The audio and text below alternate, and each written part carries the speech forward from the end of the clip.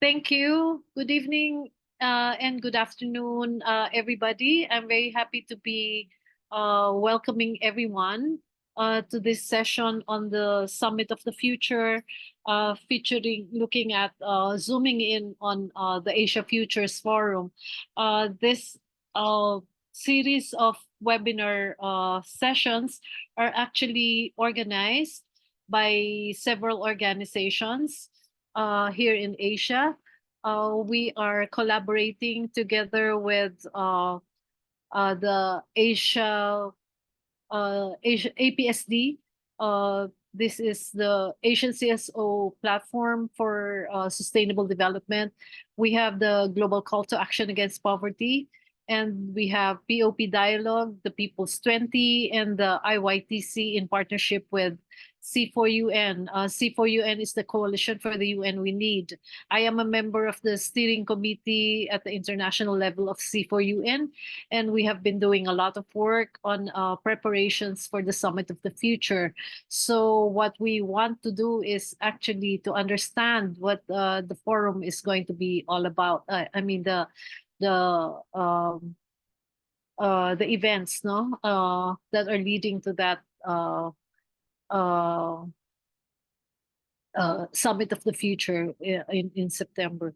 So let me start by welcoming you all.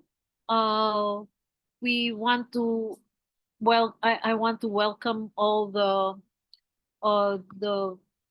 speakers and the presenters and the discussants for tonight. I will make an introduction of everybody now so that we can save time. For tonight, we are going to focus on the topic called the future generation. This webinar is dedicated to policy briefs number 1 and 3, which are focusing on the future generation and youth engagement in the UN. We will have inputs from 2 presenters, and the presenters are going to focus on the 4 questions that are given to them as guides. No, why are the UN 2024 Summit of the Future? Why it matters to you and civil society in Asia? And then second, what are the key components of policy briefs number 1 and number 3? And then number 3 question is, how do you as an individual or organization evaluate the relevance of policy briefs number 1 and 3 in addressing the global and regional challenges on the ground facing the youth today? And then the last would be, what actions can CSOs in Asia take to respond to the challenges and opportunities on the Summit of the Future? And the related agendas of number 1 and number 3 policies. No, so our speakers for today are from the Philippines, POP Youth Peace Ambassador Gianna Catolico, and then she will be joined by Dong Yul Kang of SDSN in Korea. So they will speak to us on the topic. And then we will have discussants. Dave Santiago from ASBAY. She's based as well in the Philippines. And then we have William Breck of IMCS IYTC in Chiang Mai in Bangladesh. And then Vishnu Kim of the Harvard University Council Student Sustainability Leaders of YPA 2022 Canada and Korea. And then we have Denisa Amelia Kaworian of the Global Fund for Cities and Development in Indonesia. And then we have Sifat Iqbal from Bangladesh. He is from the YPA 2023. So I'm very happy to welcome everyone, especially the speakers. And I'm going to start with my presentation on what the SOTF is all about. No? So I will go ahead with my presentation. So Young, I'll put this up. Please tell me if it can be seen by everyone. Can you see it? Yes. Okay, Perfect. great. Okay, as I said earlier, we're going to have the Summit of the Future, and it's going to be held on September 22 to 23rd in New York. This is within the time that the UN General Assembly, as you know, is going to have its sessions. No, it's usually during this time that the sessions for the UNGA happens. So what is it all about? No, what will the SOTF, the Summit of the Future, what is it going to deliver? It really aims on strengthening international cooperation so that we will be able to fully and fairly achieve the existing agreements, meaning the past summits like the Rio Summit, the Earth Summit, which happened in 1992 and reviewed 20 years later, and came up with the Paris Agreement, and then also, especially more so for the Sustainable Development Goals, where we all agreed as nations to fulfill Agenda 2030. And then, of course, with the new threats and opportunities for the past and future generations, the UN should be able to respond to this new emerging situations. And then, of course, this actually needs a strong multilateralism going on for all of the countries, because most of the emerging trends right now on digital technologies, on peace, etc., are really needing the multilateral strengthening all over the world, no? So earlier, our common agenda was released by the Secretary General because it was very important to accelerate the SDGs, especially with the impact of COVID, which appended many of the goals all over the world. So a common agenda was released so that this is actually a push from the Secretary General's office to really accelerate in many ways how COVID affected the implementation and the achievement of Agenda 2030 and the SDGs. No, so they have identified impact areas, and these are very important areas. It's safeguarding the future. Safeguarding the future is actually looking at the future generation, the generation that has not been born yet, no, it and the young people right now, no, there is a need and a political declaration. Can everybody please mute? Sorry. Uh, an envoy, an appointment of an envoy, a political declaration, and a dedicated intergovernmental forum. And of course, with the developments, the use of foresight, data, and science to aid in safeguarding the future. Another policy area is managing global shocks. It entails the powers of the Secretary General to declare an emergency platform globally if need be. No, there are a lot of shocks that are happening all over the world, but the impacts of climate change, for example, needs quick responses, and catastrophic events have been happening, and then all these needs a platform to respond to those emergencies. No. And then it also aims at looking at impacts of the meaningful inclusion of young people. This is the topic of our forum tonight. Um, it involves national youth consultation bodies. It involves global standards for meaningful youth engagement. It includes a framework to track the progress of all the agreements. It includes participation in UN decision-making processes. It includes the youth participating in standing UN town halls that are going to be regularized. No? And then the fourth area is measuring what we value. The economic measures are usually done through the GDP. We all know that, but we all need new matrix for measuring our progress towards the future. We need really to be able to develop metrics to complement the GDP. Hello, who's speaking? Hello? Okay, thank you for muting. And we're looking at the metrics to complement GDP. We need the political commitment of countries and governance institutions to value what counts, especially the environment. It also involves a dashboard, the development of dashboards of key indicators that are not only measuring economic performance.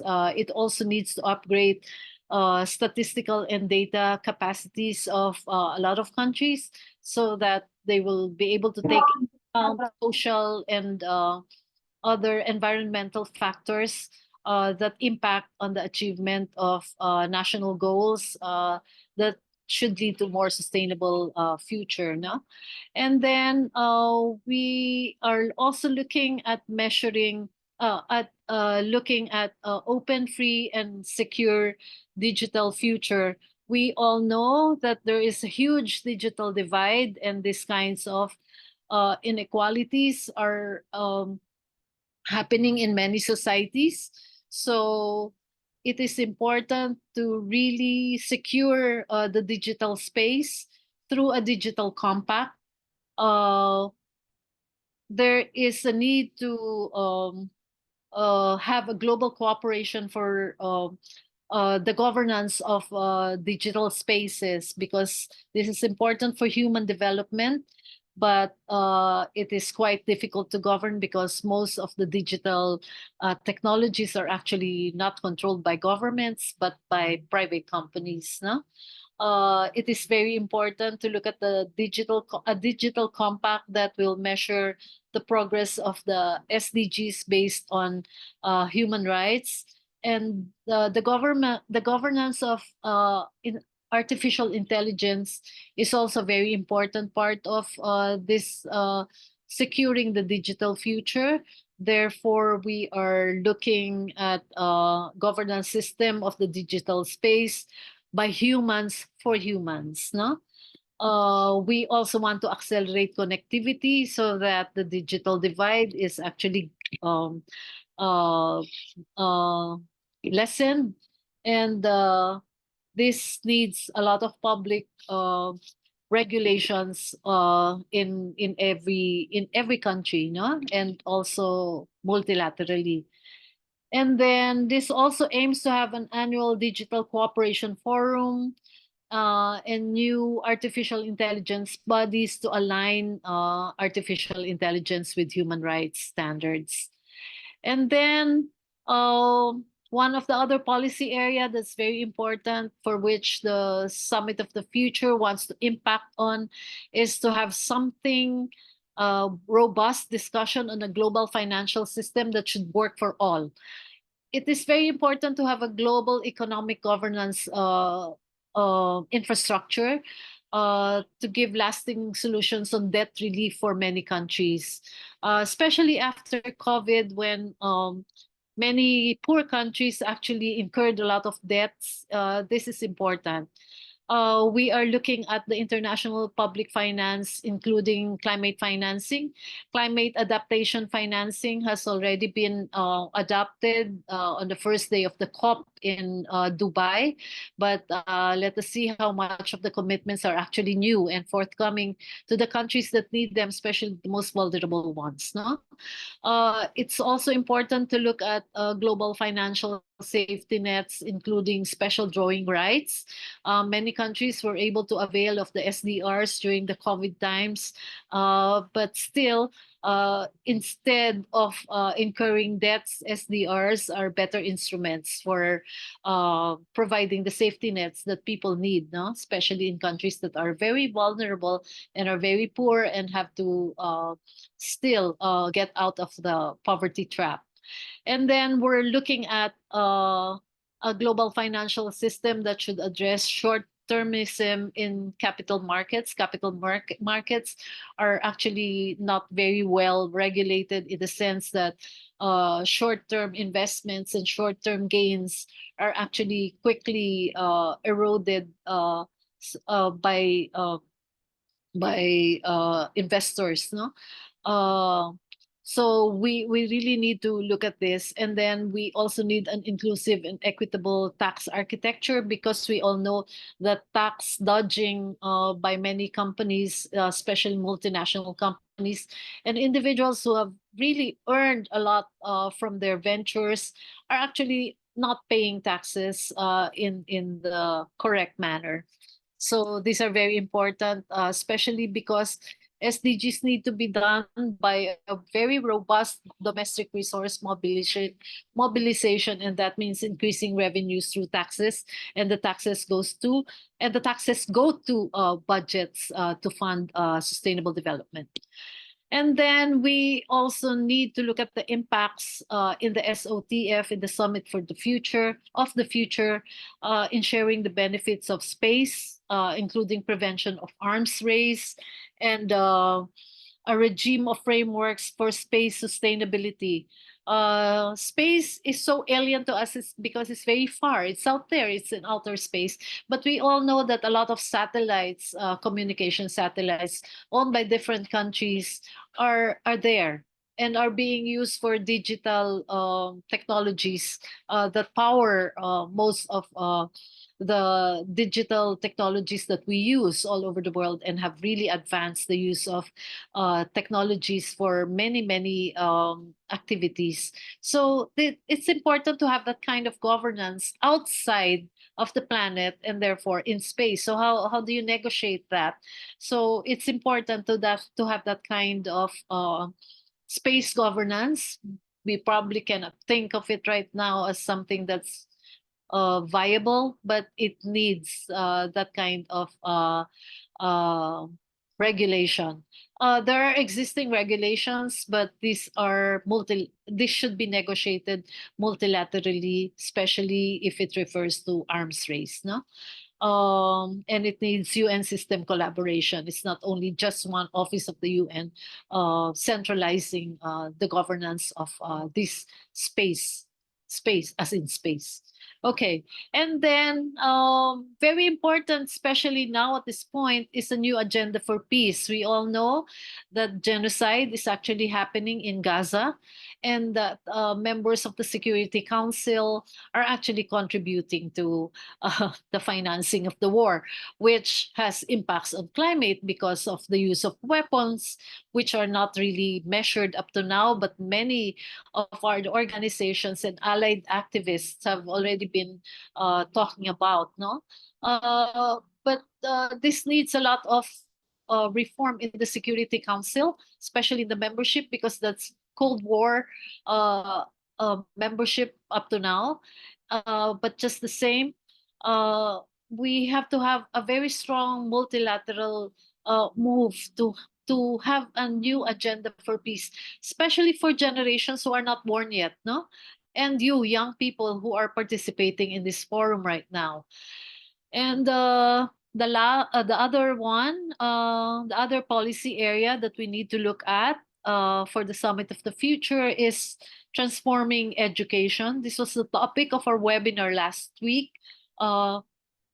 The center of this is to treat education as a public good, and therefore the right budgets at the national level to be given to it, and therefore also to make it an accelerator for the fulfillment of the SDGs, and also to bridge the gap between rich and poor and reduce the inequalities all over. It is also important to look at the results of the 2022 Transforming Education Summit, which focuses on not only education as a public good, but the importance of formal education and continuing education.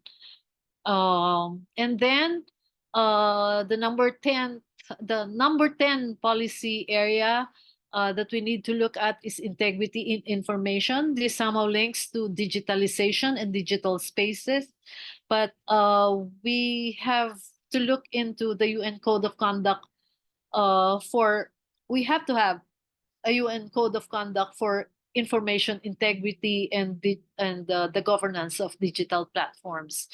And then the last one, which is most important to the UN itself, is for the UN to transform itself, reboot the UN. There is a need really to cohere the policies of the UN with the practice in the different mandates of the different agencies within the United Nations. So it's important to look at the UN as a very vital space for strong multilateral negotiation, of course, for us citizens and as peoples to recognize the UN as ours, because the UN Charter starts with "We the people." No? So this is my short overview and introduction to what this Summit of the Future is all about. In terms of processes, we envision an outcome document called the Pact for the Future. It will be consisting of a chapeau and 5 elements, and the elements are sustainable development and financing for development, international peace and security, science, technology and innovation and digital cooperation, youth and the future generation, and transforming local governance. So those are the 5 sections that will be elaborated in the Pact for the Future. The zero draft of the Pact for the Future had been opened for comments by the Office of the Secretary General, and a lot of CSOs have already submitted their comments on this.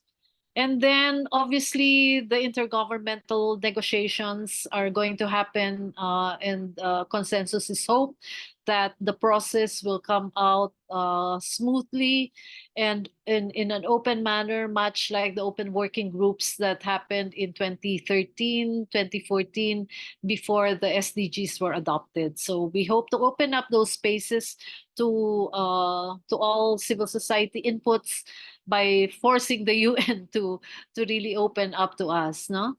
And of course, the framework of all the chapters will obviously be Agenda 2030. Just for the information, the facilitators of the Summit of the Future processes are Germany and Namibia.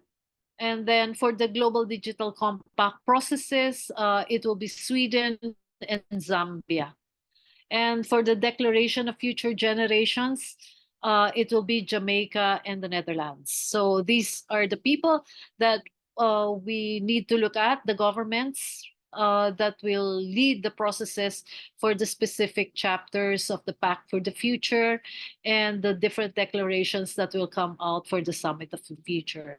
So thank you very much. And I will stop sharing now to give way to all the participants, to our presenters. First to speak would be Jana. Are you ready, Jana? Yes, Miss Becky, I'm ready. I'd like to share my screen first.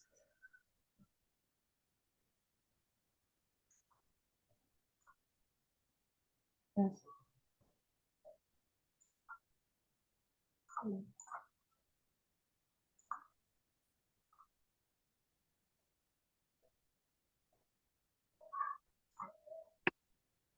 I'm having trouble sharing my screen, so I wonder if I could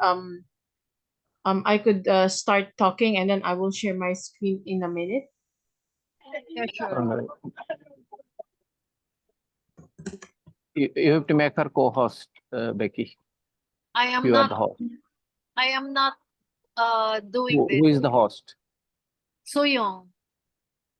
Soyoung, please make her co-host. Soyoung, can you please make her a co-host? Jana, a co-host. I think currently it's Janique and you are the co-host. No, I think you access to the participants list, and can see the Guyana's Melissa. access. I can help to share screen if it's. Oh, Gianna has done it. Okay, good. Sorry.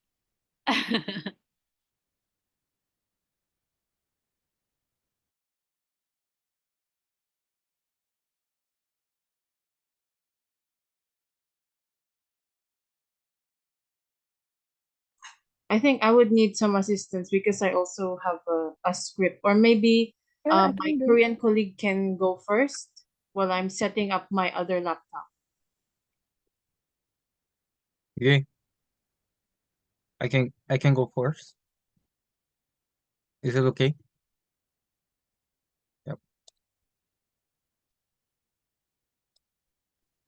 Welcome, Dongryul. Sorry, I was No, that's okay. I was muted. Let's welcome Dongryul Kang. He is the network manager of SDSN Korea. Yeah. Can you see my screen? Yes, we can. Thank you. Okay. So, hello everyone. Good evening and good afternoon. My name is Kang Dong-yeol from SDSN Korea, and currently as a network manager, I organize and incubate 80 youth groups from 37 universities of Republic of Korea.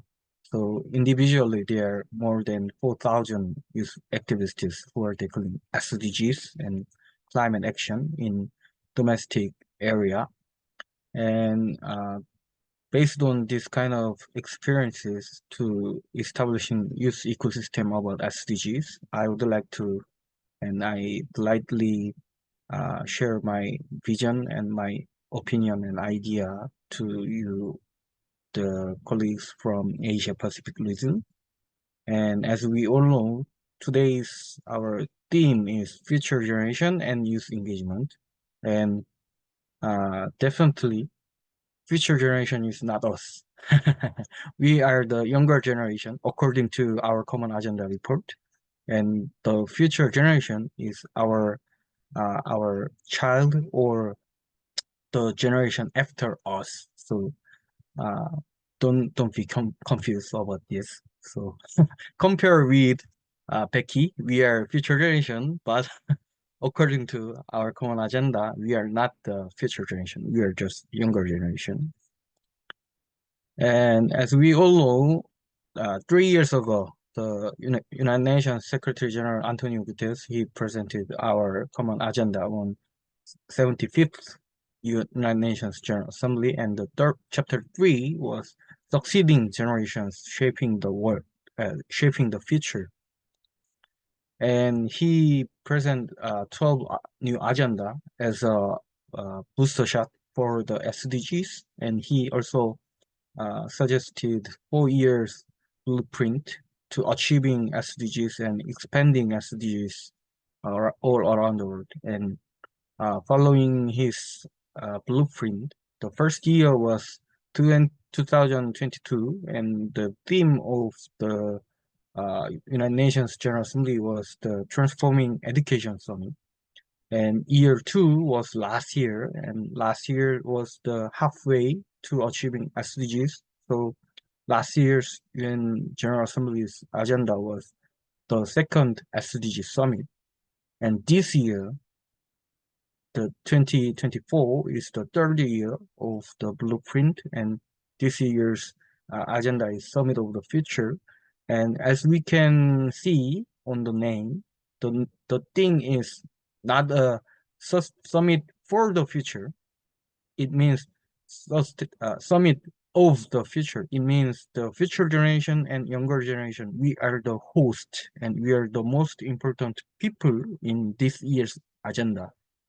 So we expect that this year UN General Assembly, they will consider what will be happen on our future and what will be the obstacles to achieving SDGs and climate action, and what will be the opportunity or potentiality to accelerating SDGs and etc. etc. So we are the younger generation and we are close to future generation. So we must be the host and master of this year agenda. So I'm really pleasure to have a opportunity to sharing my ideas and hearing the colleagues' idea today.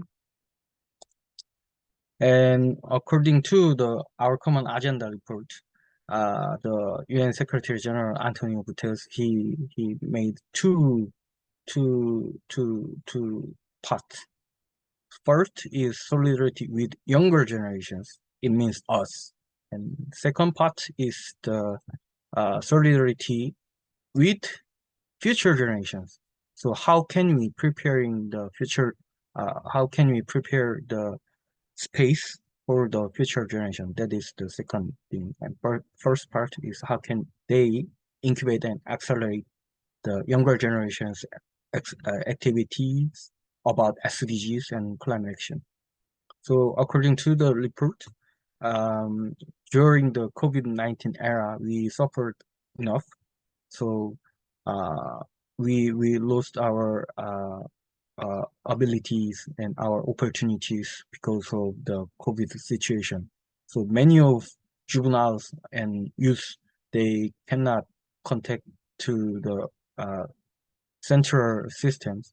For example, the digital inclusion, as you can see on my chart, the only 87% of high income countries, children and youth can access to online system, and upper middle income countries only 56%, and lower middle income countries 15%, and low income countries 6%. So it means we are way behind to achieving SDG 10, the reduce inequalities, and also the goal number 4, quality education, and goal number 8, decent work. It goes worse because of the COVID and the untact situations. And go further, the funding gap also go worse.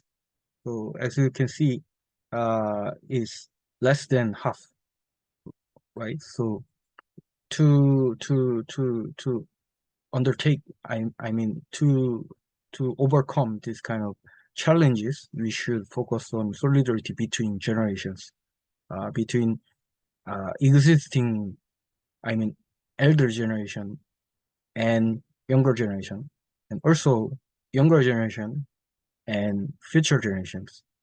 So to achieving the solidarity with younger generation and elder generation, they should make the space for the voices and participation for the younger generation, and also they should enhance the quality education to create some sustainable jobs to make the self-sustainability of younger generation, and to create more impact, social impact and environmental impact for the world. And also they should prepare long-term thinking, long-term perspective, and represent future generations for achieving solidarity with future generation. And that comes safeguarding the future, like healthy planet and strong institution, health, social protection, and education work, and preparedness. Because the world population goes high and high, because Malthus already predicted, like, so maybe end of this century, the global population goes high, like 11 billion, 10 billion to 11 billion. And as you can see in my chart, the most largest portion of future generation is Africa, I mean the developing continent, and Asia. So it means if we reduce the gap between high income countries and low income countries, then the threat turns to the opportunity and potentiality for achieving sustainable futures. So, but still the global society are way behind. So I don't have much time. So, So the policy brief, the contents is who are the future generation and why do our action matter to them? And we have committed to taking future generation into account and acting for future generations contributes to achieving sustainable development, gender and human rights goals, and for commitment to reality, steps for the United Nations system and recommendation for member states. That is the table of the policy brief 1, and most of their parts, they said why future generation is important. But in my perspective, everyone agree with that. But the thing is, they emphasize the history of the commitment to future generations, and and and and and the outcome of the commitments. There are a bunch of youth organizations created by United Nations or sometimes group of nations. So there are ISAC established on 1945, and UN Student Association and UN Youth Association and UNESCO Student Club and Younggo and UN Academic Impact Aspire, UN Academic Impact Millennium Campus Network, and World Economic Forum. They established Global Shapers Community, and my organization, SDSN, they created SDSN Youth Initiative and Global Education First Initiative. They established Youth Advocacy Group on 2012, and UNEP, UN Environmental Program, they created Youth Education Alliance, and now the UN Secretary General, he created the Youth Envoy on Youth again. But I would like to say creating new is not a big deal. I mean, Youth Envoy itself is important. It is a positive signal, but the thing is, how can we manage this kind of all siblings into one umbrella, the name of Envoy of Youth, and how can we enhance their cooperations and participation between across the border and across the agenda to take action against climate crisis and achieving SDGs. If not, the envoy on youth is useless. I don't want to be rude, but United Nations already created so many youth initiatives repeatedly, but let's see, we don't know each other well, even though we all created by United Nations and global nations. We are all siblings, but we cannot cooperate between us. So to solve this kind of problem, me and my colleagues from SDSN, we cooperate with ISAC, and we created SDGs indicator, ISAC International and SDSN Global. SDSN is global. They created SDGs indicator, and we also created SDGs committee in Korea, and we expand this on Northeast Asia sub-region last November to make some collaboration. And we also made it use SDGs, and we also show some peer pressure to elder generations, and these guys are all came from different entities in Korea. So the first guy is the chairman of CSO Committee Alliance, and second guy is chairman of Business Council for SD, and this is me, and this guy from National Council, chairman of National Council for SD, and SDSN Youth Student, and chairman from Local Government Alliance for SD, and National Assembly member, and chairman of the SD Campus Network, and chairman of SD Academia. So because we are youth and we have potentiality, and we have can you mute yourself? We can show some pressure to the policymakers and decision makers. This is the picture from our National Assembly, and on 2021, December, Republic of Korea, they created the framework law to enact SDGs. So nowadays, our central government and metropolitan government and local government, they must achieving SDGs. It is legal framework.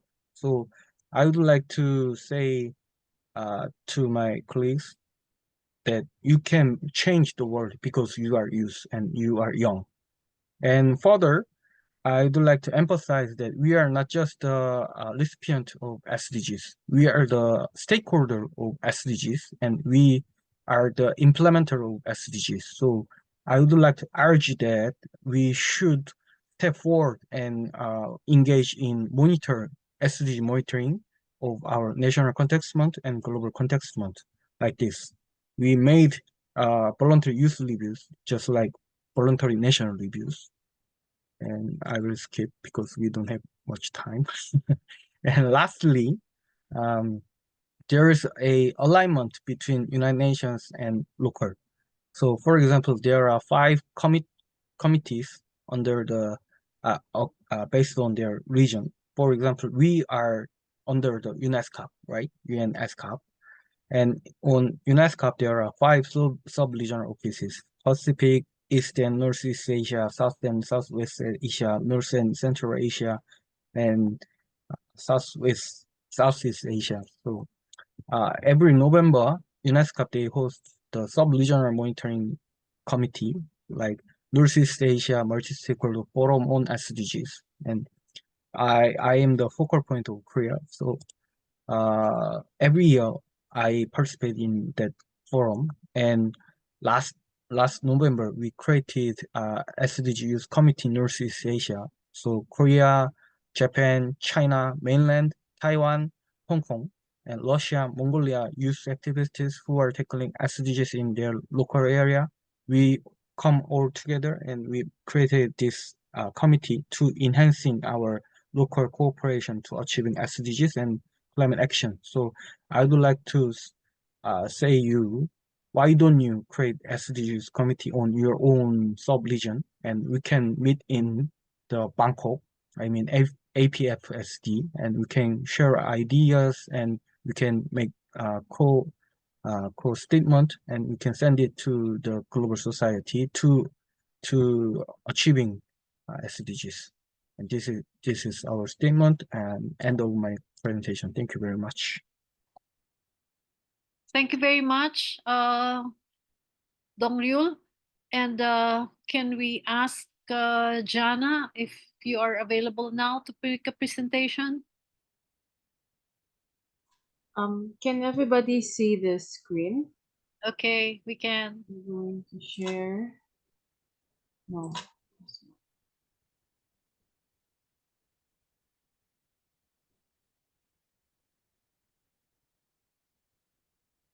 Okay.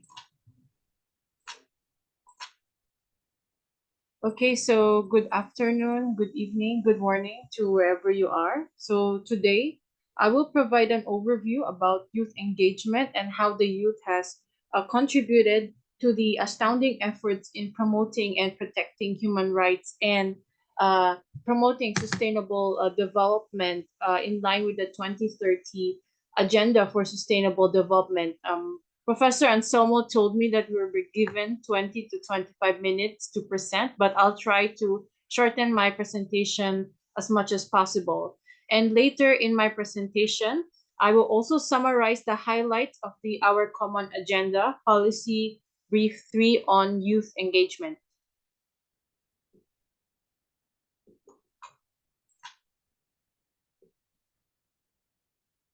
So let's do a quick review of the numbers that we have right now, which includes disaggregated data focusing on youth engagement.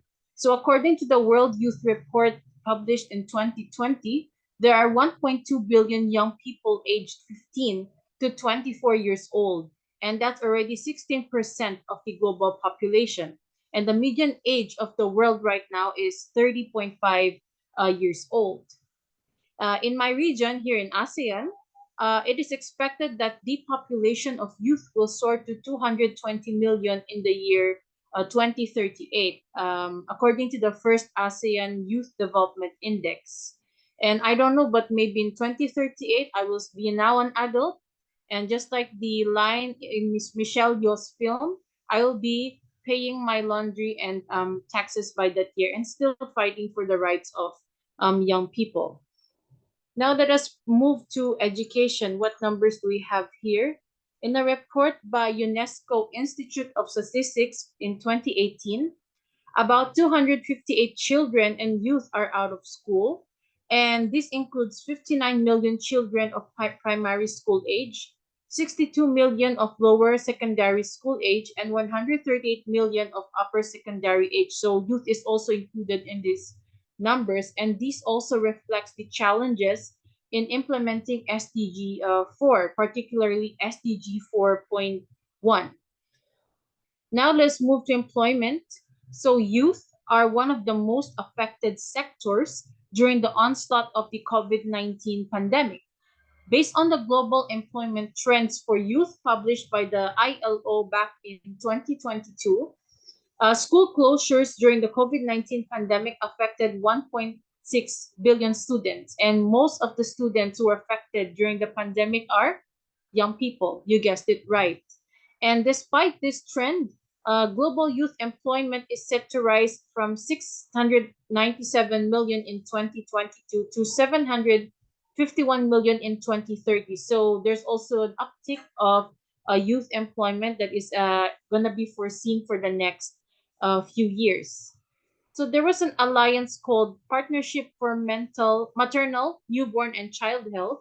It's a global alliance that also advocates for adolescent health and well-being. So they also pioneered this survey called What Young People Want. And based on the survey, they were managed to interview young people aged 10 to 24 years old. So out of 700,000 respondents, 40.5% of these respondents said that they want or they are more interested in education, competency, skills, and employability. So they want their governments to legislate policies or implement programs based on this line of issues. And now we're going to the next slide.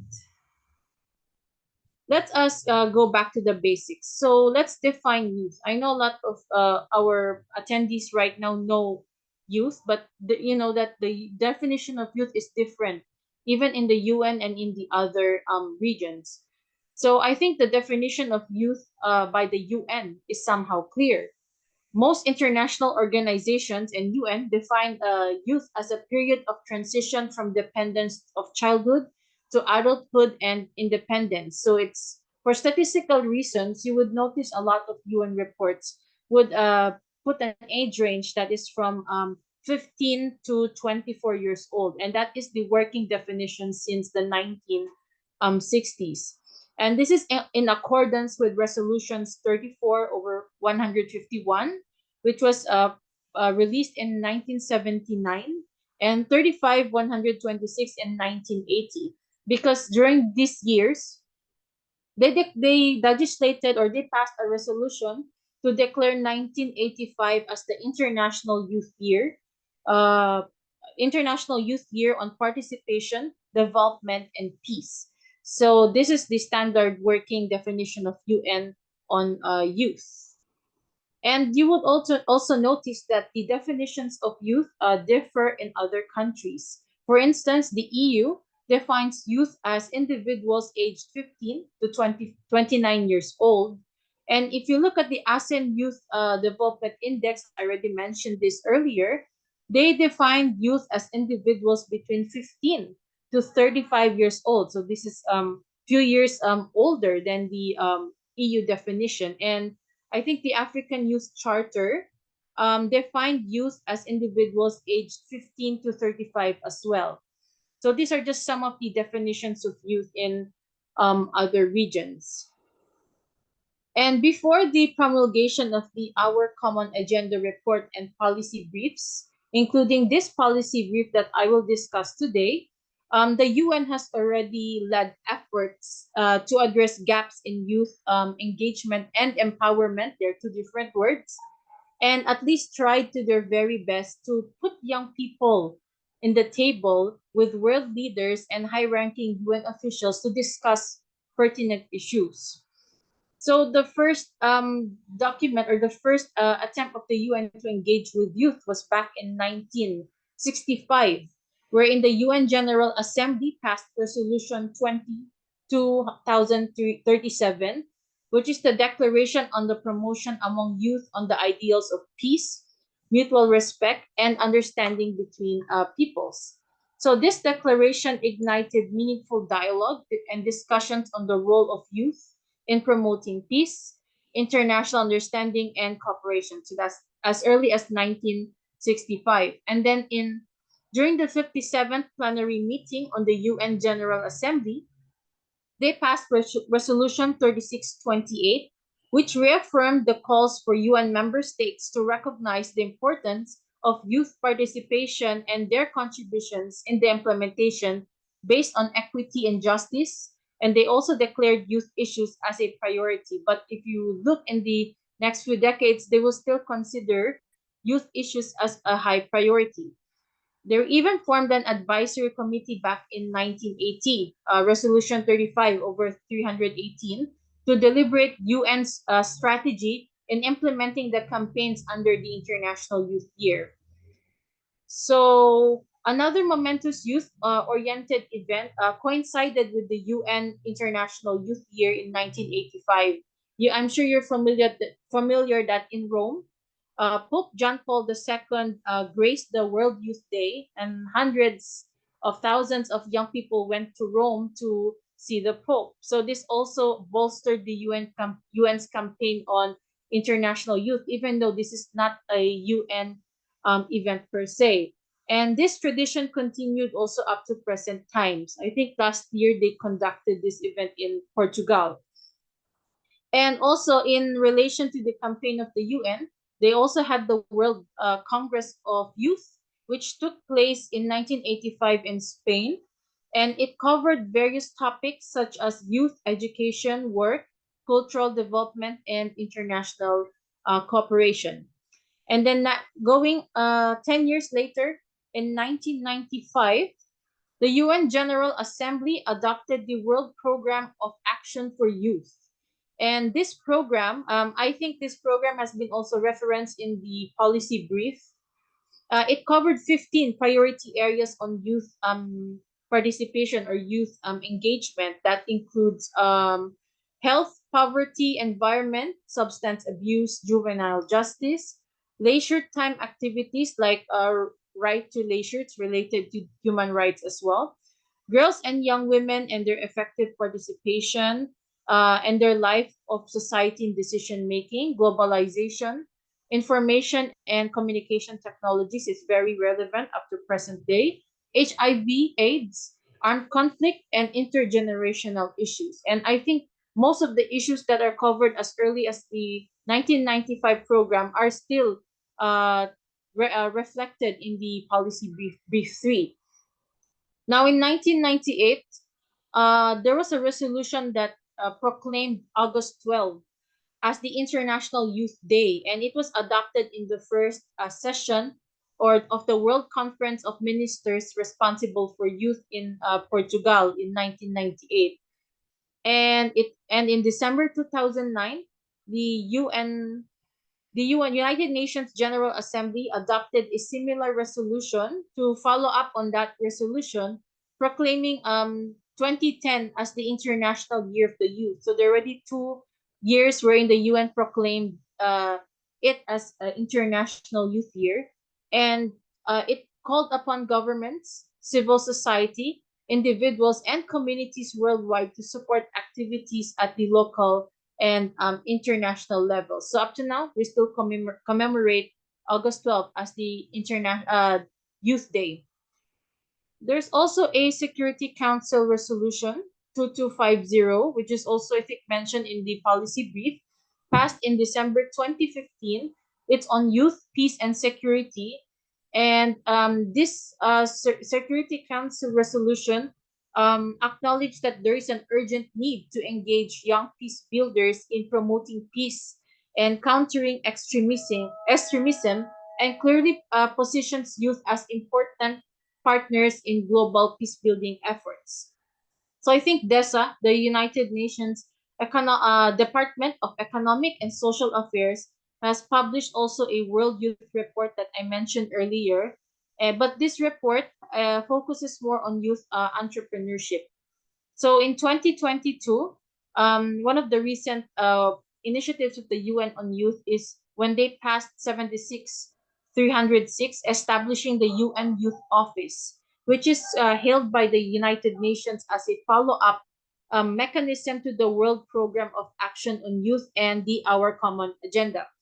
So the establishment of this office will further complement or anchor the mandate of the UN Secretary General's envoy on youth.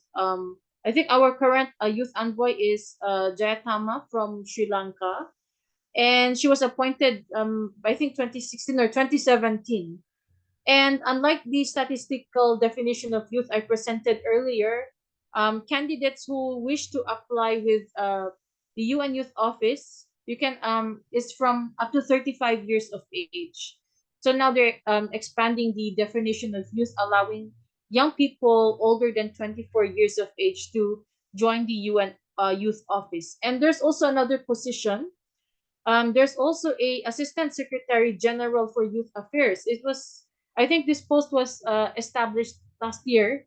I just read somewhere, and our current Assistant Secretary General for Youth Affairs is Dr. Felipe Polier of Uruguay. So we already have two people in position who are in charge of handling or promoting the rights and welfare of young people.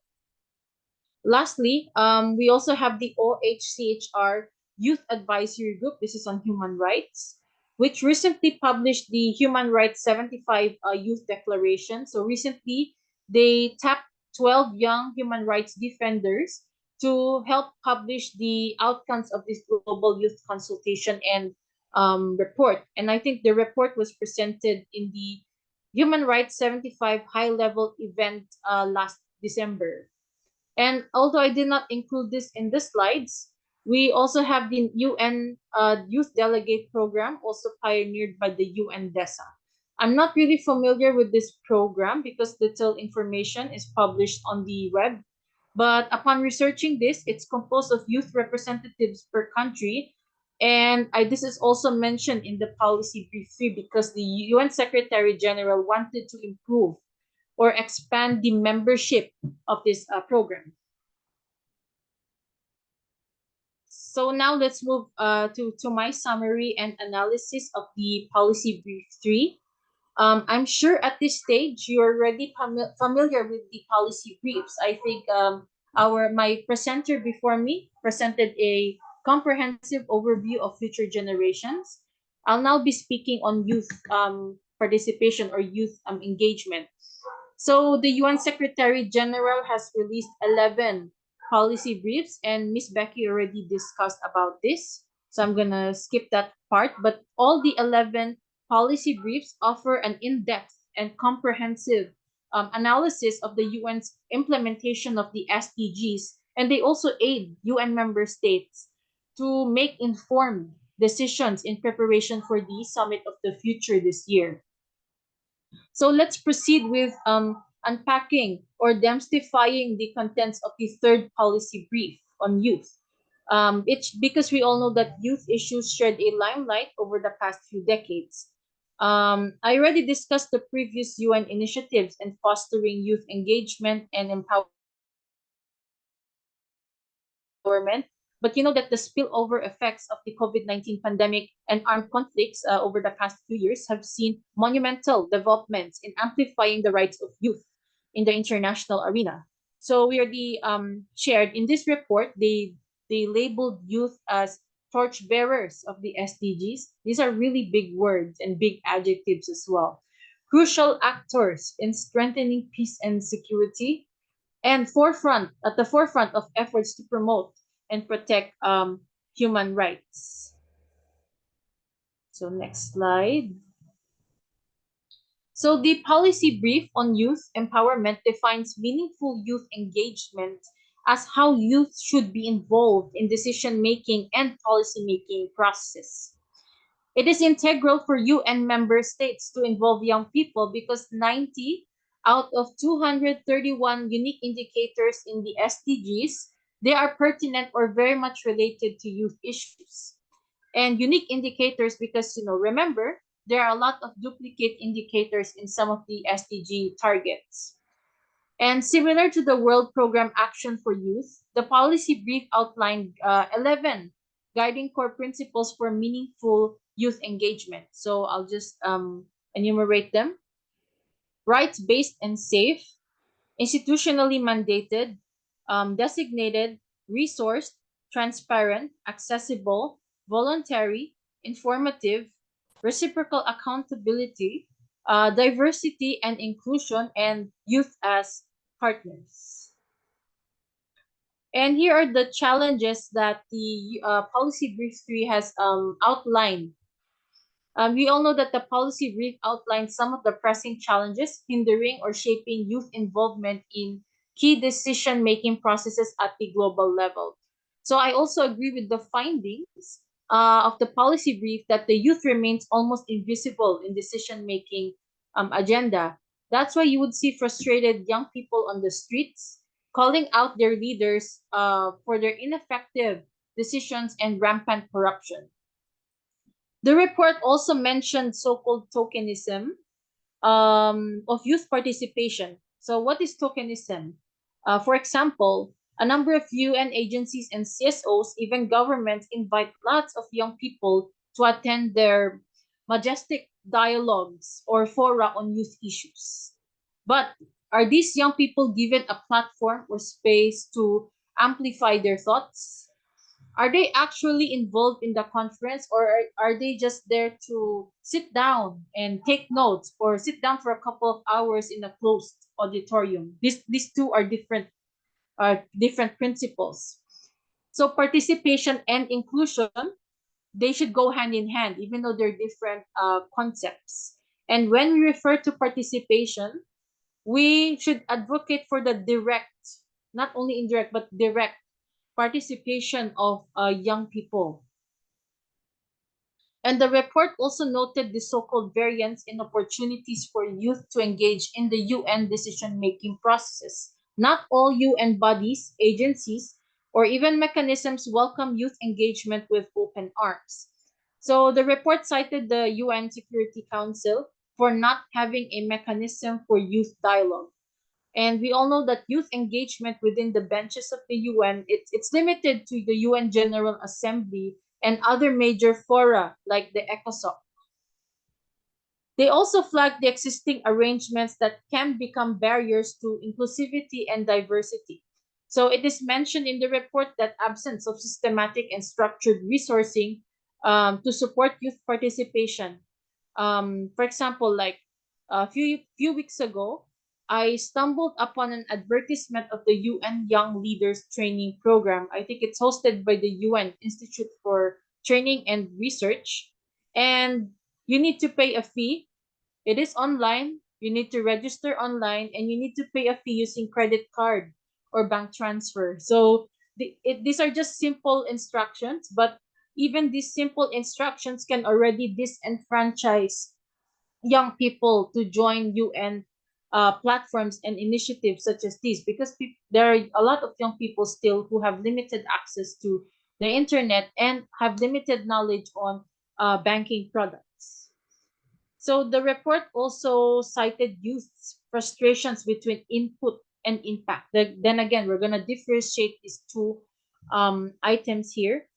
It's also very similar to the outcome versus output debate whenever we write reports for donors and NGOs.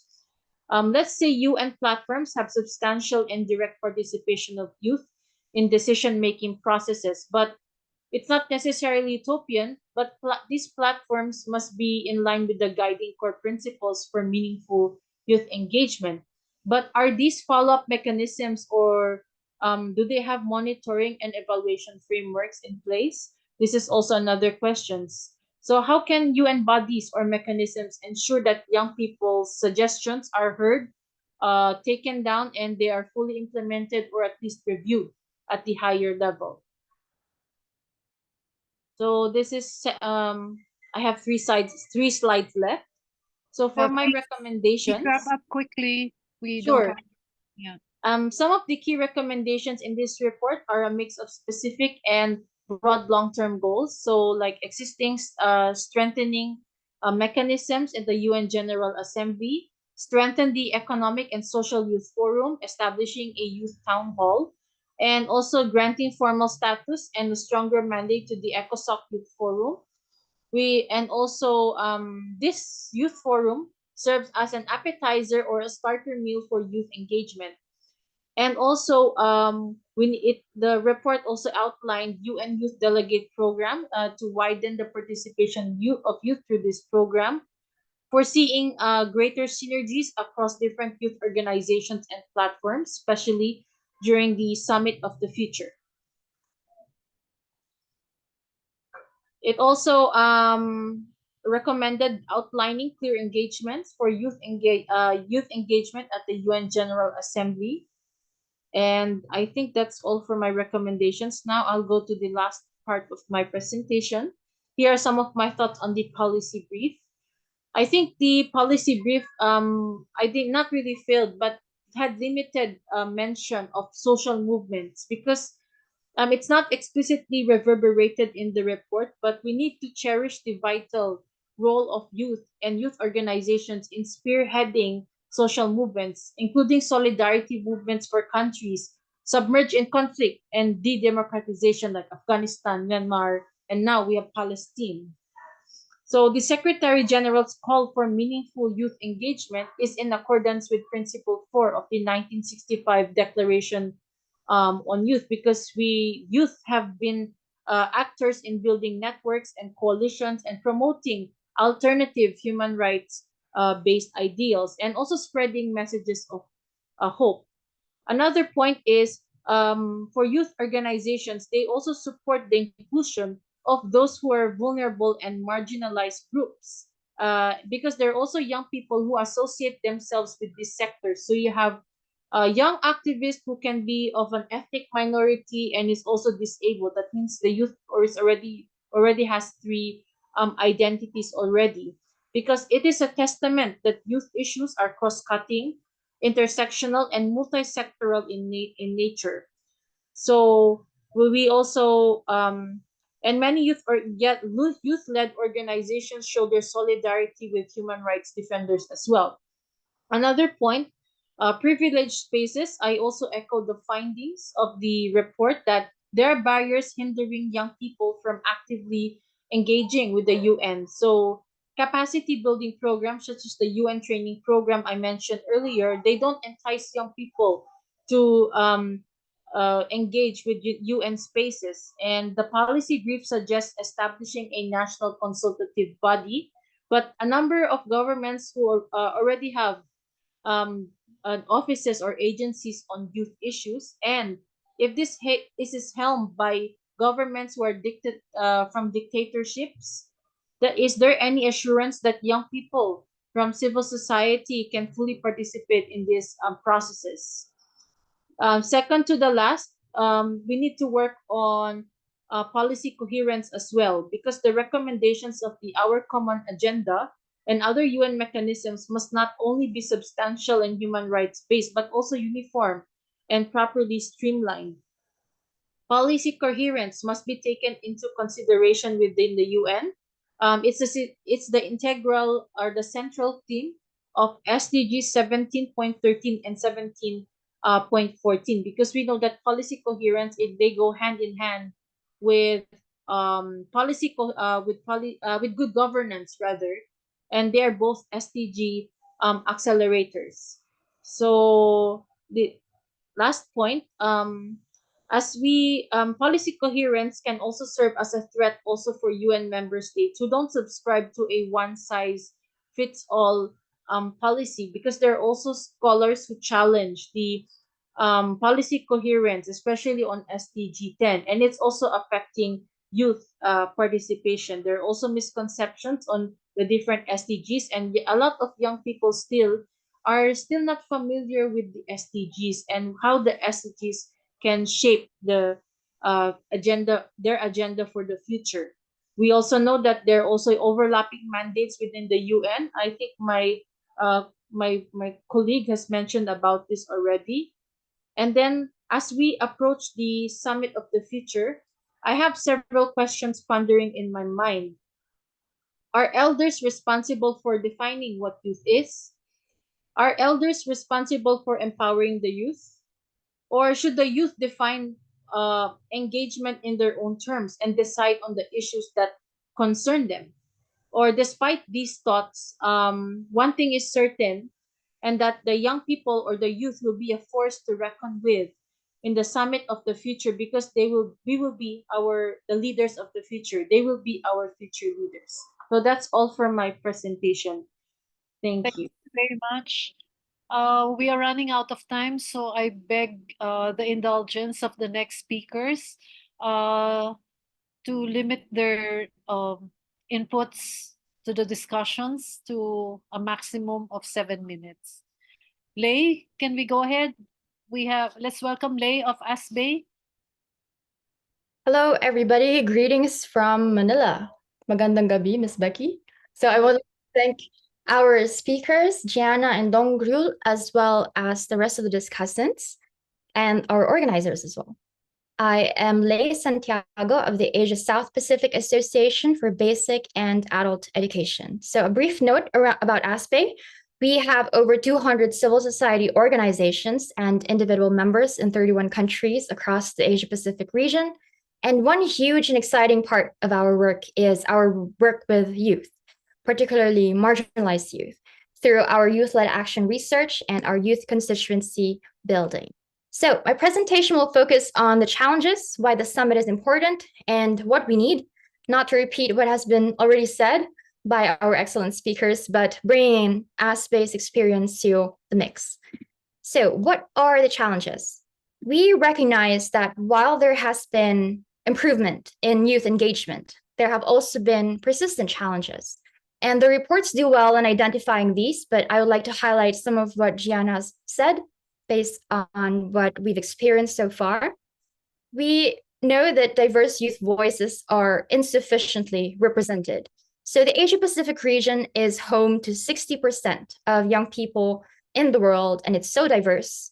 There is a lot of potential there, but from what we know, despite ASBAY's advocacy at various levels, we observe that it's mostly nominal, surface level participation. There are very limited opportunities for young people from marginalized communities to engage effectively. And these are youth who may have dropped out of school, who may have been forced to marry early, who could be victims of violence, those young people who do not have access to decent work and livelihoods, to the required technologies, and face many barriers to opportunities. And it is almost often that in these spaces, the well-represented segments of youth are those who come from privileged backgrounds. And I myself am speaking from a place of incredible privilege. And those who are able to speak the language and who are already experienced in the arena are present. And we leave out the most marginalized groups who deserve to be in these spaces as well, and whose voices are just as important. And so ASBAY is also cognizant of the fact that youth are always in transition, and it becomes extremely challenging to sustain activities and resources. And so we as ASBAY are continuously challenged to mobilize young people from marginalized backgrounds to make these discussions accessible to them in terms of the language and the engagement, and to ensure that we are sustaining the support and the mentoring for them. So why is the Summit of the Future important for young people? Young people's involvement, I think, is gaining more and more recognition at the highest levels even. And youth engagement and future generations are among the priorities of the summit. So I think that we as youth can take this opportunity to build further momentum on achieving the 2030 agenda and to voice and amplify our calls for action from the perspective of young people, which is so, so valuable. And we can use this moment and the post-summit to follow up and hold our governments accountable to their commitments, which are encapsulated through the human rights treaties that they have affirmed and which remain very much relevant today. So what do we need? First, I think we must respect and fulfill and protect the human rights of the present generations, and hopefully this in turn will continue in the future. Because how can marginalized groups of young people participate in these important processes if they are struggling to live decent lives? All because we are unable to address, these deeply rooted issues such as poverty, inequalities, violence, and the climate crisis. And the responsibility of advancing these should not rest entirely on the shoulders of young people, but the states should act as duty bearers.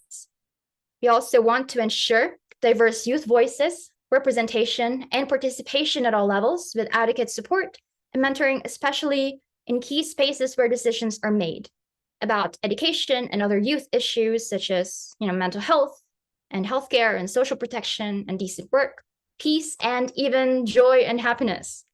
We also need clear follow-up and accountability mechanisms where youth can engage. I agree with Dongrul. We need to see how these processes are all interlinked and aligned so that these won't compete for our scarce attention and collective action. We also need to create a peer learning and intergenerational learning process. So youth are supported as we acquire new knowledge and skills and competencies. So it's the mentoring that we need from, Ms. Becky, Mr. Anselmo, and all of our mentors. And if youth can be engaged, the impact would be much more substantial because we are better, more effective at reaching out to other young people. And final two, Ms. Becky, we also need a locally based grassroots youth movement across the region that is well grounded on the local realities and experiences of young people, especially marginalized groups. And finally, because this was a point from the earlier webinar, SDG 4, or inclusive, equitable, quality education and lifelong learning, should be at the heart of our efforts towards progress and transformative change. Because education should be used as a tool to develop learners who are able to think critically and to question and to oppose systems that reinforce oppression and to build a more peaceful, just, and inclusive society. My last slide.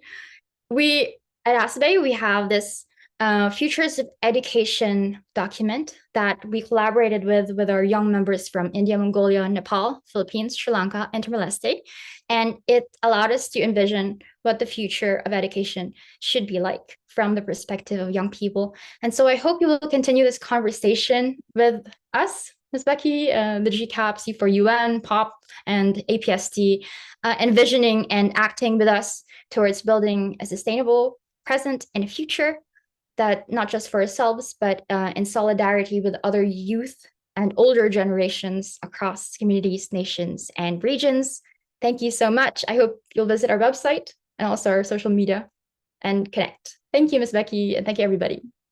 Thank you very much, Lei, for a very clear presentation and reaction to the discussants' presentations earlier. Can I call on the next speaker? The next speaker. Sorry, I'm lost. May I invite Bertha? Yeah, sure. Bertha, are you ready? Yeah, am I audible? Yes, you are. Thank you. Well, let me try to share my screen. All right. Is it visible? Can you see it? Right. My screen? Yes. Right.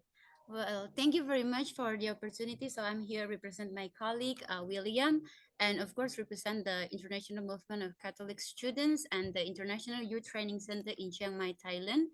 It's an honor for us to be part of this youth webinar and Asia Futures Forum, the webinar number 3, Youth Engagement and Future Generation. So yeah, I'm Berta Sampono, and let me share very quick how this UN Summit of the Future very important for us as a students movement and also as a youth organization in the regional of Asia Pacific, because it's an opportunity for us to enhance our cooperation and of course among the stakeholders, including the youth. And of course, to continue our vision to building a peace, just, inclusive, and a green world with organized mission to organize, train, and empower our young people or the university students, especially to use their education and learning to become the transformative leader. So when we talk about the policy brief number one, the future generation, the key points or the components, the message that we get is to think and act for the future generation. To think, which means we need the awareness that how we live today, it will affect the future generation. And so we need to act right now, and act is to combat the climate change, advance the achievement of sustainable development goals, or peace and security, human rights, and gender equality goals. So the key points that I take out for this is what we can think and act right now is to act and give an equitable opportunity today, that it will give a better outcomes opportunities in the futures, meaning it will include to give an opportunity for youth that align with the policy brief number 3, which is the youth engagement. That the right now youth in at all level, they are facing challenges and opportunity to present, to speak, and also to influence the decision making process and then policy making. So the challenges is they need the collaboration, they need to work together as a youth, not only as a one group or one body. So with that, the challenges that we can say here as one of the youth organization in this region is awareness. And somehow the after the pandemic, most of the youth, they are coming with all the specific the particular areas without being aware of the other youths, and that influence them to there's no trust or opportunity to have a kind of exchange, learn and know, or to listen to others CSO or others youth group. And it's also affect to the knowledge, not they will only know what they know, and with others they won't know about that. So it will and the last one is about the partnership or the collaboration, what I'm saying, working together. When we come together as a youth, I think Mr. Jayana also mentioned about the group in the youth group or collaboration in the country level, in the sub-regional and regional level, it will strengthen the movement or the voice of youth itself. So what we need is the raise awareness, the facilitate the capacity building to empower other youth or young people to understand the impact and what's the UN mechanism itself. And so to share about this, I will share that we also working with the youth group in the 19th national group, and working direct with our commission that focusing on area. We are not just about the faith-based or religions-based organization, but we also think of the social issue that talking right now, the climate justice, women empowerment and gender equity, indigenous people's youth, and another youth dialogue.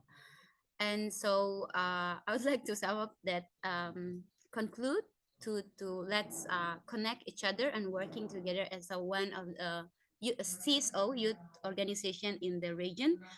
And this is our recent established International Youth Training Center that we use as a space for youth or CSO in Asia to come together in order to exchange and learn together, and preparation, of course, for this upcoming, the very important opportunity this year. Thank you very much.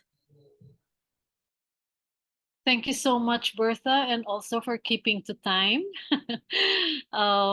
May I ask now, Michelle? Hi, everyone. Hello. I won't have any presentation because I also do not have to repeat anything said previously, recognizing the time, but rather I want to share a little bit more in like my personal sense and perspective from my experience. My name is Michelle. I use she, her pronouns.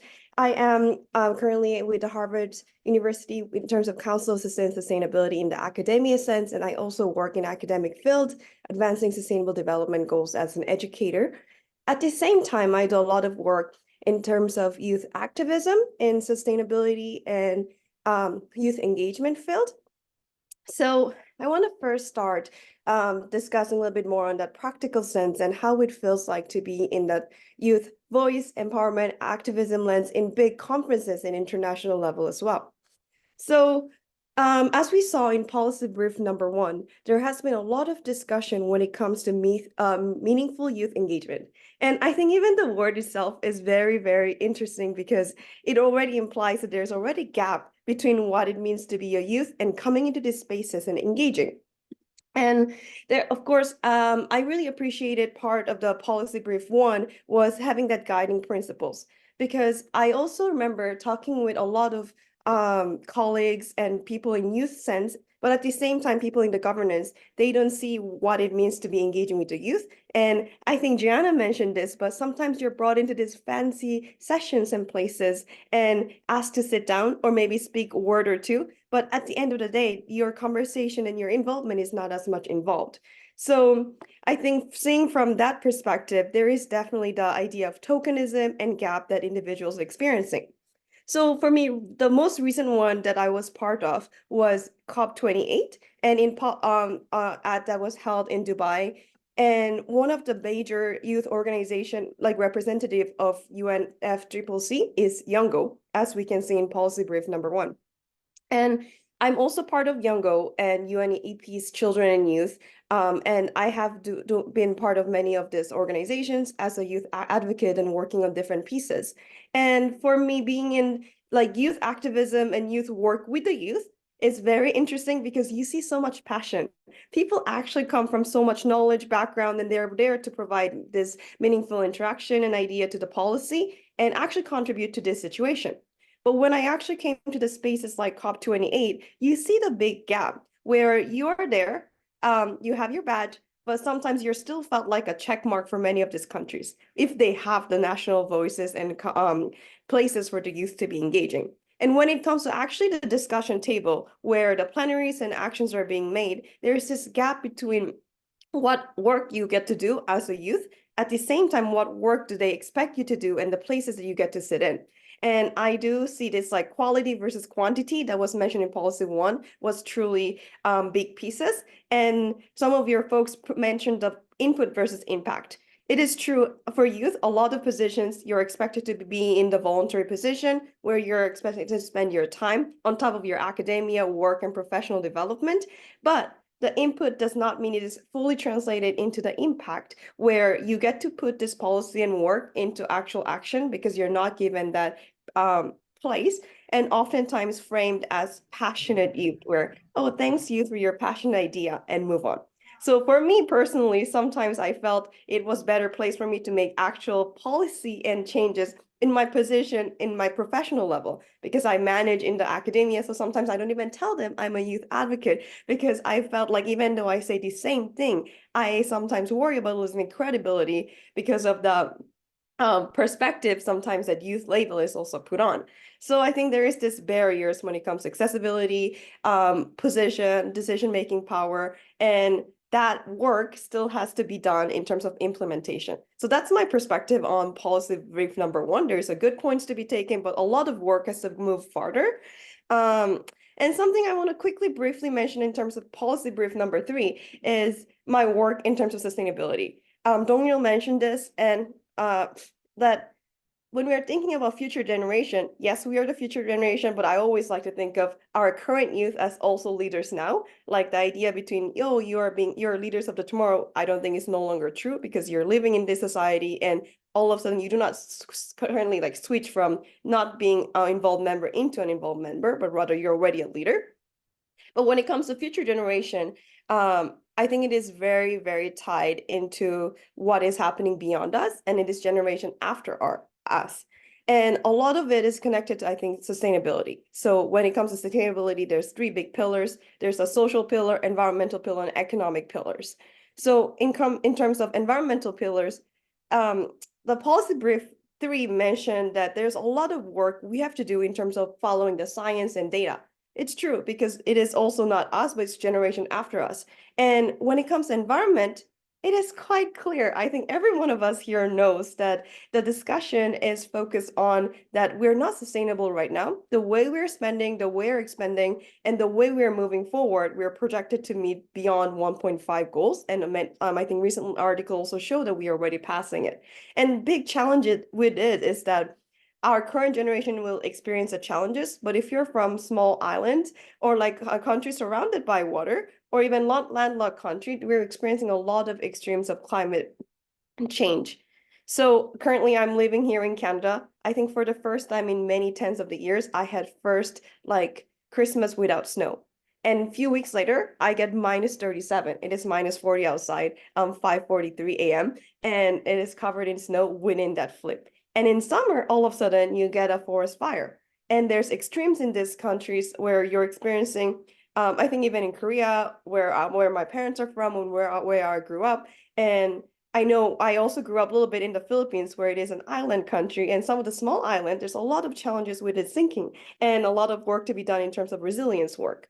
So I think in terms of environment, it is clear that we're not thinking about the future generation, and then as the policy brief 3 is mentioning, there's a lot of work to be done in terms of fossil fuels, divestment, and nature. And when it comes to the social sector, there's also a lot of work to be done because in terms of inequality and peace. And in COP28, even we were talking about environment, people were still talking about, I think Ms. Becky was mentioning about Gaza and Palestine and peace, because it's all interconnected. Without peace, we are not going anywhere farther in terms of our social sustainability, but also environmental impact.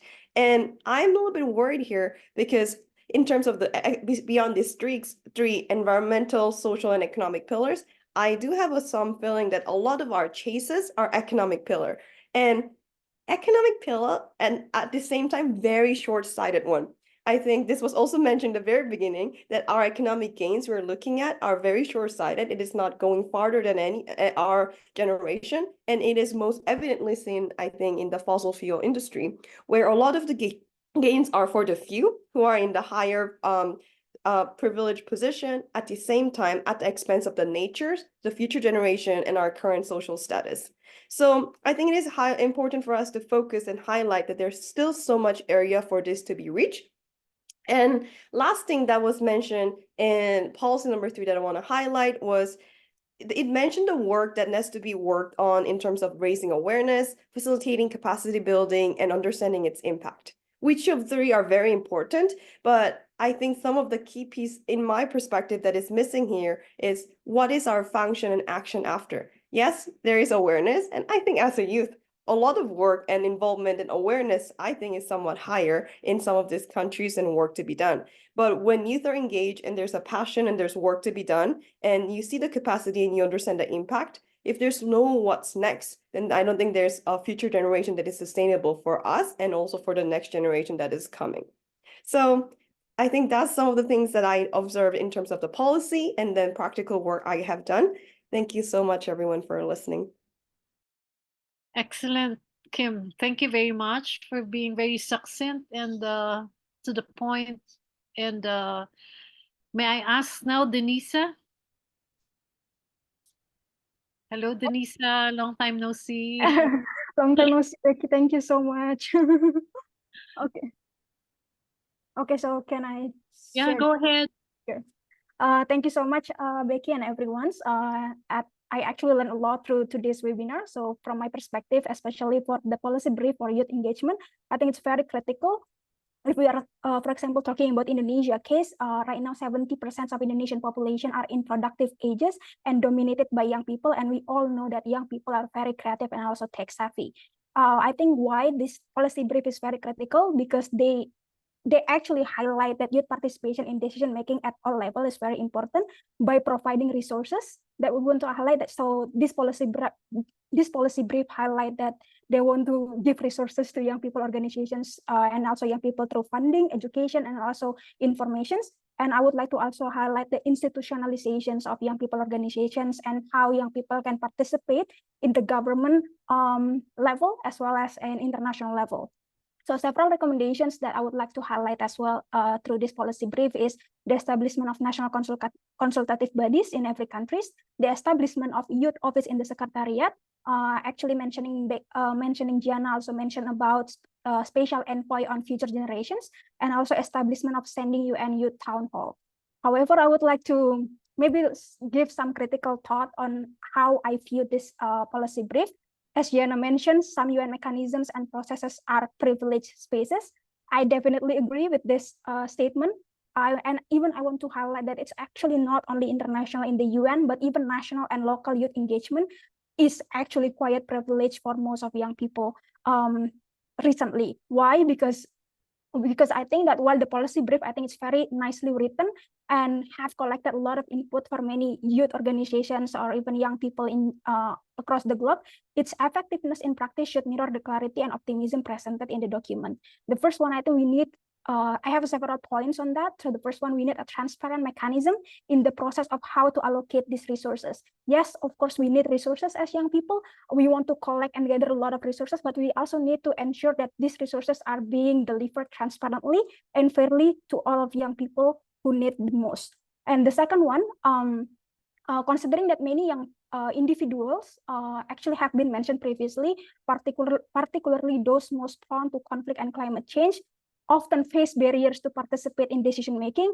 For example, they're in poverty, they have difficulties in language, and some of my friends, usually we talk, maybe some of you already know, it's sandwich generations.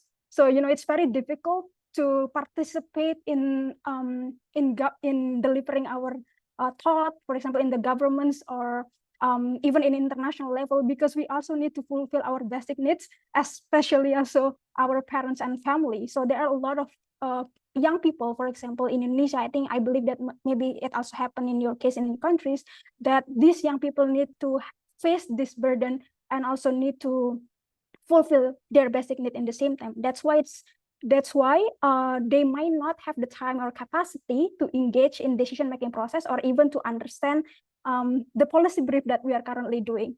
That's why it's very important, I think, for local governments, national government, or even in the UN, to ensure that this information of resources, this information of how young people are should able to participate in decision making about this international agenda, and the awards, for example, given to young people are disseminated as inclusively as possible, and that opportunities are communicated not only to privileged youth, but also to all of the youth who need it the most.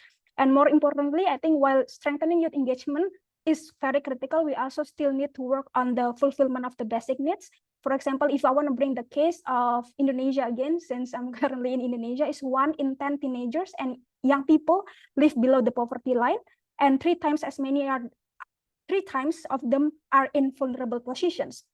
So yes, we do really need this youth engagement, but in the same time, we also need to also push the government to help they fulfill the basic needs of these young people.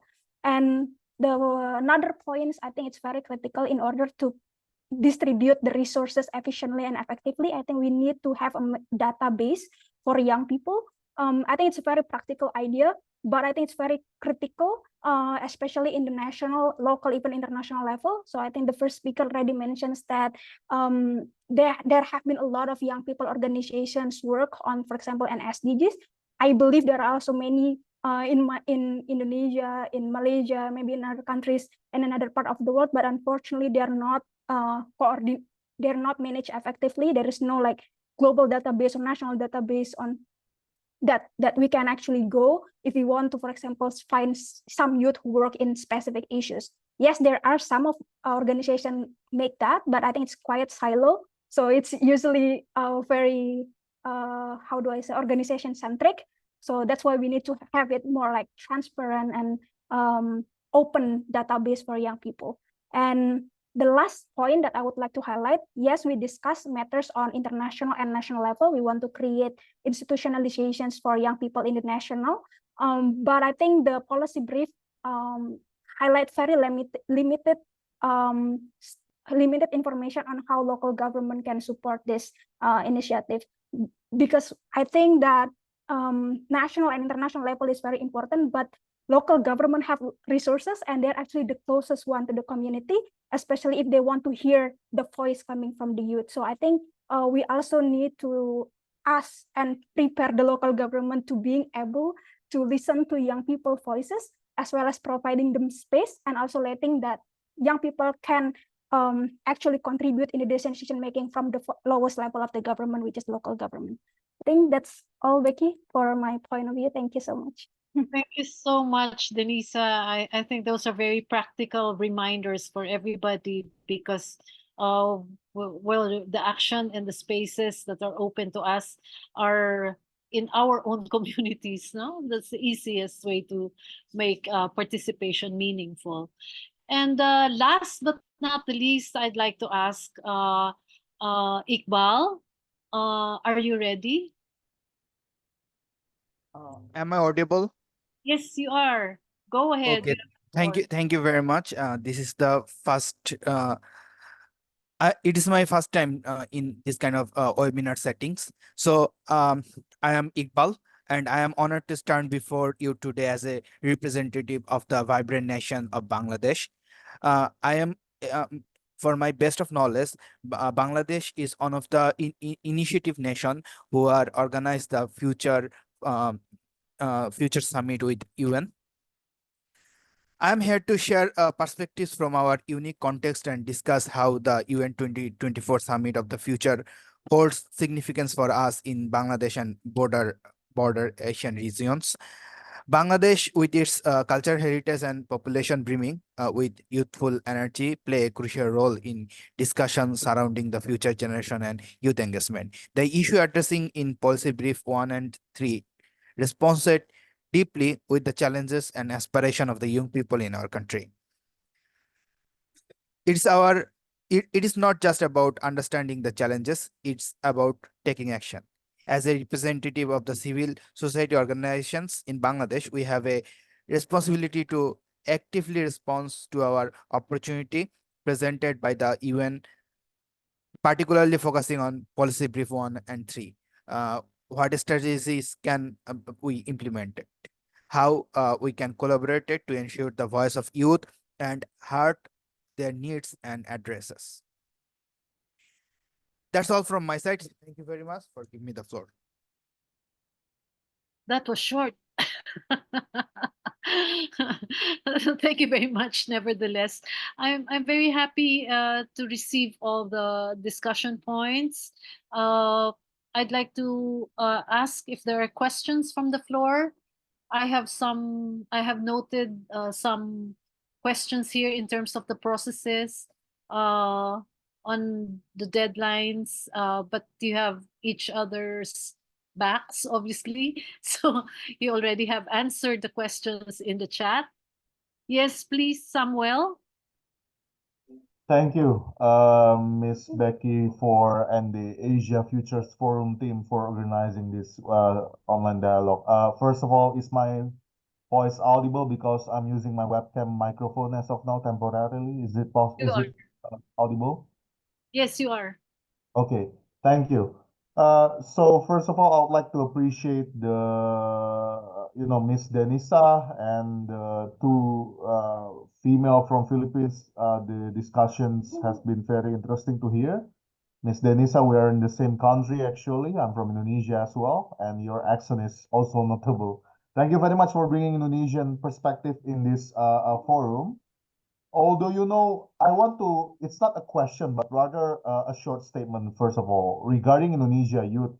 I think we're lacking because, for example, on February, we will be having the Asia Pacific Forum on Sustainable Development in Bangkok, and there will be a youth forum on side of it. And on road to that forum, usually, there should be a national youth forum first.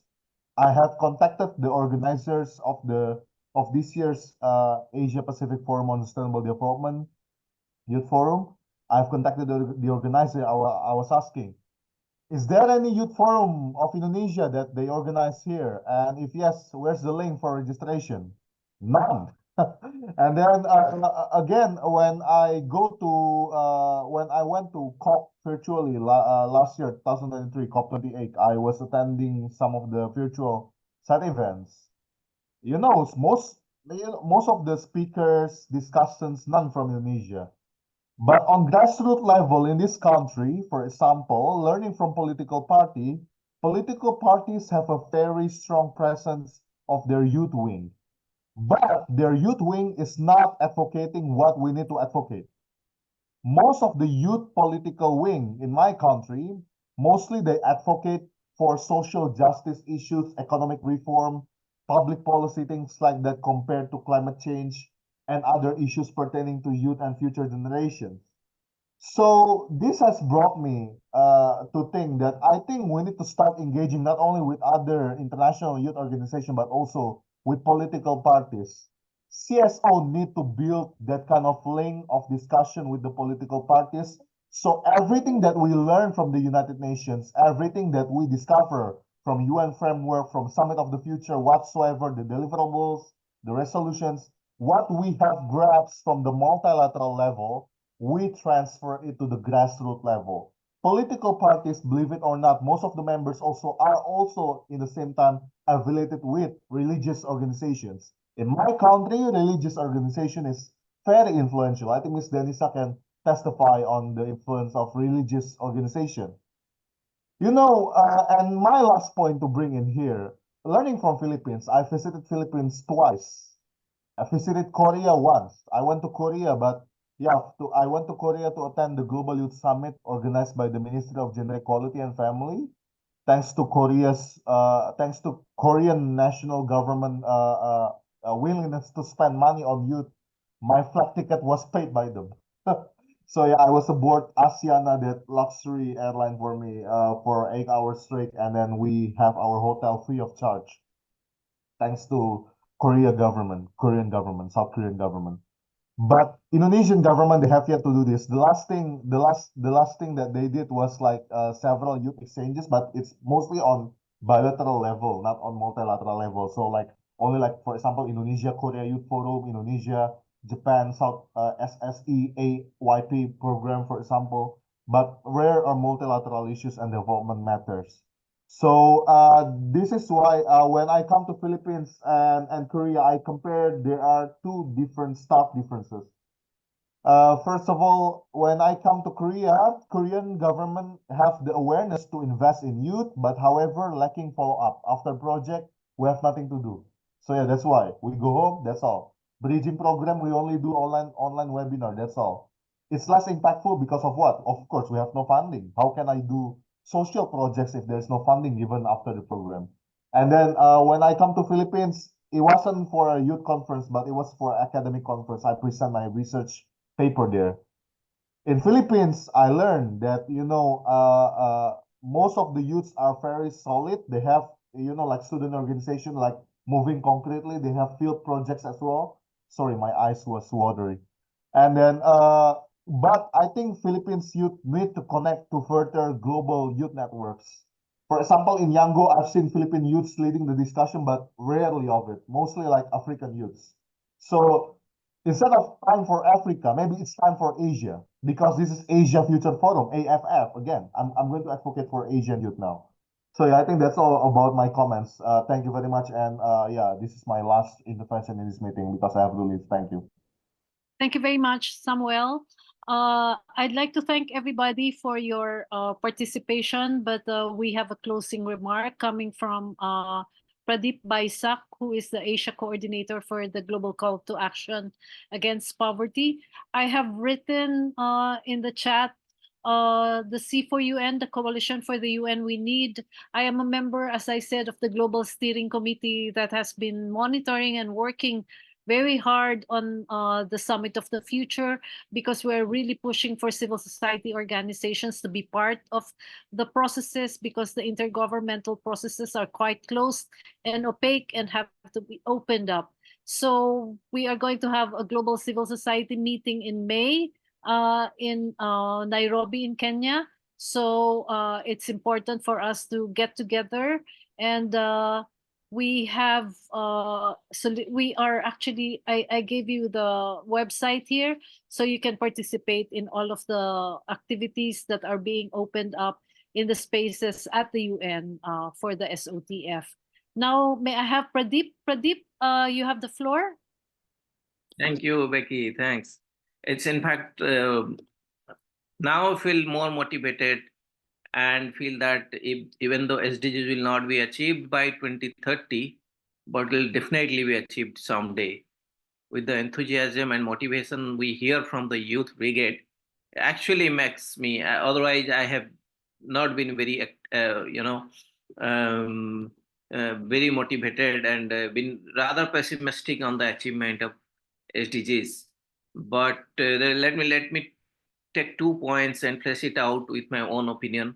One, that team told we're actually practicing bad economics. That's very right. That's something, you know it, and you should continue working on it.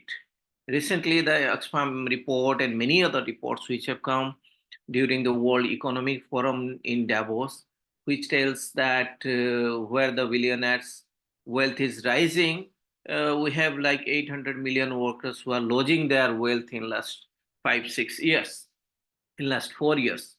And essentially all the control has gone from people gradually. So now the corporate is in absolute control of things. They decide what we eat, they decide who is getting healthcare, who is excluded from the healthcare. Basic things that we need is all being, given into the hands of corporate. Government doesn't decide it anymore. Government decides it at the behest of corporate.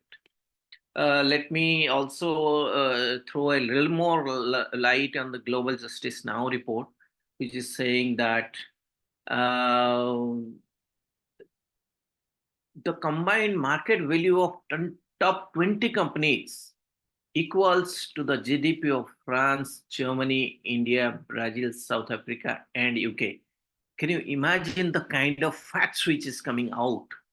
20 people have more resources than top of one of the, we have top the rich countries, but only 20 people.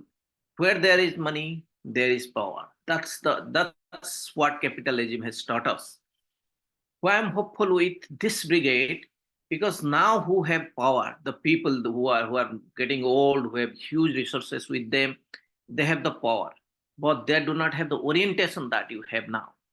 They were grown up in a generation where amassing wealth is everything. That's why they have all their times spent on amassing wealth. The growth model was promoted and all, they have been brought up in that generation. Even though a new knowledge of development-centric, inclusive development is coming, but they are not tuned to act on it. But now the youth generation is grown up in a very different environment. You are seeing the kind of climate change, inequality, and all those happening.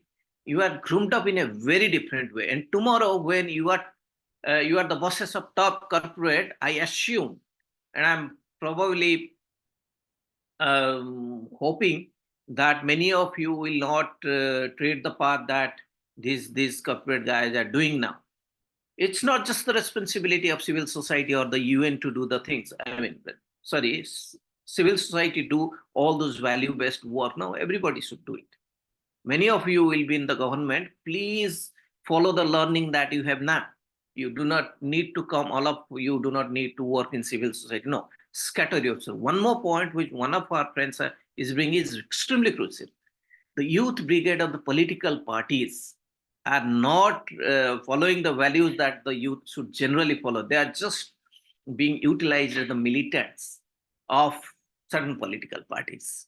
So there where we have to change it. So while we continue to engage with the UN systems, we should also name and shame these people who are causing great damage to the earth, and all those damage will essentially be falling upon you and your children. Thank you. We'll continue this rich discussions, and thanks for all those bright bright things that you have brought in, and give us hope that we'll definitely have a better world when your generation is taking the lead. That's it from that's all from me, Becky. Thanks. Thank you very much, Pradeep. Anselmo, I see you on screen. Do you want to say a few words? A few words briefly. Yes. First, apologies for not being able to join you from the beginning as a moderator. I'm in China. As you may know, the internet connection is not very stable. and also a lot of surveillance. I cannot use Facebook, I cannot use YouTube. There is a political situation in China. Briefly, first, thank you very much for your valuable contribution and participation. I learned so much from your presentation. So we'll take into account all your suggestions into the action for the future. Number two, this webinar is organized by the several organizations, of course, GCAP, APSD, and also we have People's 20, which is a civil society coalition. Those involve the G7, G20, and BRICS. They have also youth platform, so we want to bring them into this process. And also IYTC, International Youth Training Center, where I'm serving as one of the steering committee members. So we hope the IYTC can be a physical space, bringing together the youth group, as many of you said, we need to really organize the youth, not beyond this tokenism, to strengthen so that youth can make a real, substantive, meaningful contribution, this social change. Lastly, Becky mentioned about the Nairobi conference, but even before Nairobi conference in May, we have a series of the in-person events. Number one is World Social Forum. As you may know, there will be a World Social Forum in Nepal from 14 to 19. We will have the session to discuss a summit of the future, and also APSSD, Asia's Pacific Forum on Sustainable Development. So GCAP and AP, we are organized in person to discuss more substantive issues. And hopefully we can have someday the face-to-face before or after Nairobi meeting to sit down to come up with the Asian civil society position on key issues in the world. So the continues, let's build up this momentum. And also next webinar, this is a webinar number 3, and webinar number 4 will be 1st of February, again Thursday. The topic will be the peace this time, the new agenda for peace and outer space. You are all welcome to join. Let's continue. Thank you, Becky. Thank you very much, Anselmo.